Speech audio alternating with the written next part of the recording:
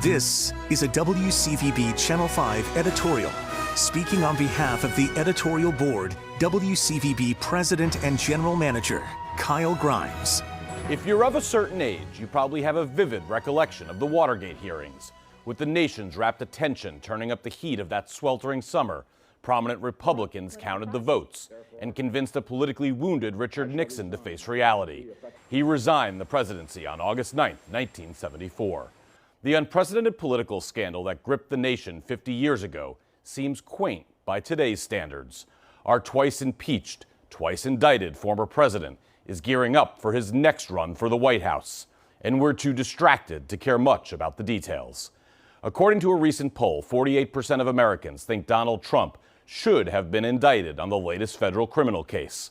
About the same number, 47%, think the charges are politically motivated.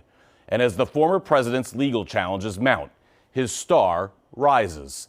His favorability rating up 6% since his last indictment. The nation yawns, and most Republican primary rivals shrug. Sure, they've heard the charges that Trump possessed documents related to U.S. and foreign countries' defense vulnerabilities, nuclear and weapon capabilities, and left them carelessly around his publicly accessible estate. But far from lining up to criticize the former president, some of his opponents twist their ankles to support a pardon for Trump should he be convicted and they be elected president.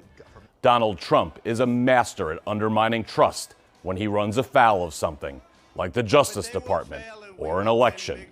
It's a witch hunt. The election was stolen. But it's a strategy that only works if we buy into it, if we shrug our shoulders, if we give a pass because we're bored or cynical or uninformed. So why can't we get better candidates? If we don't care, we get the candidates we deserve. Send comments to editorials@WCVB.com.